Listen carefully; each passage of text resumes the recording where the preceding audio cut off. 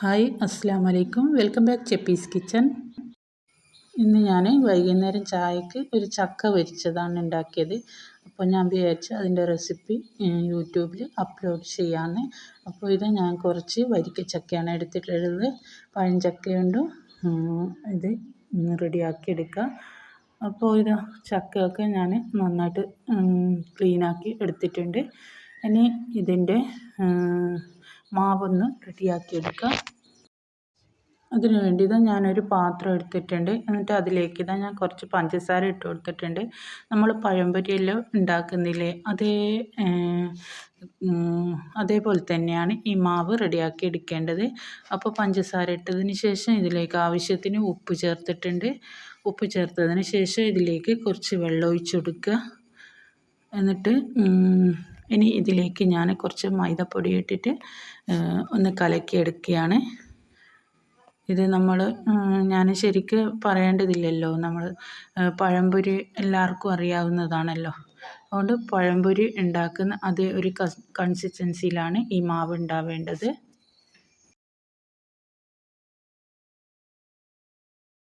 അപ്പോൾ ഇതുപോലെയാണ് ഈ മാവ് ഉണ്ടാവേണ്ടത്. ഇനി നമുക്ക് സ്നാക്ക് റെഡിയാക്കാം. അതിന് വേണ്ടി ഞാനൊരു പാത്രം, ഒരു ചീനച്ചട്ടി അടുപ്പത്ത് വെച്ചിട്ടുണ്ട്. പാത്രം ചൂടായതിന് ശേഷം ഇതിലേക്ക് ഞാൻ ഓയിൽ ഒഴിച്ച് കൊടുക്കുകയാണ്. ഓയിൽ ചൂടായതിന് ശേഷം ഈ ചക്ക ഈ മാവിലിട്ടിട്ട് നമ്മൾ പഴംപൊരി മുക്കിയിടുന്നത് പോലെ തന്നെ ഇതുപോലെ റെഡിയാക്കി എടുക്കുക. നല്ല ടേസ്റ്റാണ് ചക്ക പൊരിച്ചതിന്. കിട്ടില്ല ടേസ്റ്റാണ്. വൈകുന്നേരം ചായക്ക് നമുക്ക് അധികം ചിലവൊന്നുമില്ല. നമ്മൾ പെട്ടെന്ന് റെഡിയാക്കി എടുക്കുക. നല്ല ടേസ്റ്റുമാണ്. എൻ്റെ വീഡിയോ കണ്ടുകൊണ്ടിരിക്കുന്ന സമയത്ത് നിങ്ങൾക്ക് ഇഷ്ടപ്പെടുകയാണെങ്കിൽ മറക്കാതെ തന്നെ ആ ലൈക്ക് ബട്ടൺ ഒന്ന് ക്ലിക്ക് ചെയ്യണേ. ചാനൽ ഇതുവരെ സബ്സ്ക്രൈബ് ചെയ്യാത്തവരുണ്ടെങ്കിൽ ഒന്ന് സബ്സ്ക്രൈബ് ചെയ്ത് സപ്പോർട്ടും കൂടി ചെയ്യണേ.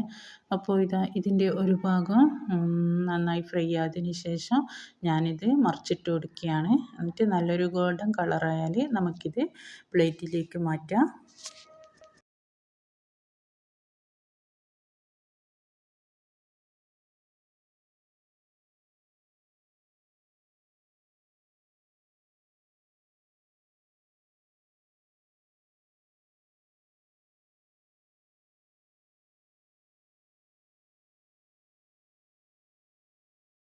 അപ്പോൾ എൻ്റെ ചക്ക പൊരിച്ചത് നന്നായിട്ട് റെഡി ആയിട്ടുണ്ട്.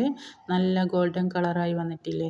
ഇനി ഞാനിത് പ്ലേറ്റിലേക്ക് മാറ്റുകയാണ്. എന്നിട്ട് ബാക്കിയുള്ളതും കൂടി ഫുള്ളായി നമുക്കിതുപോലെ തന്നെ റെഡിയാക്കി എടുക്കാം.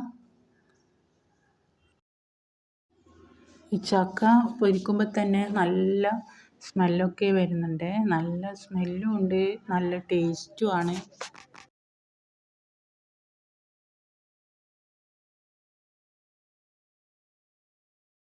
അപ്പോൾ ബാക്കിയും കൂടി ഞാൻ റെഡിയാക്കി എടുക്കുകയാണ്.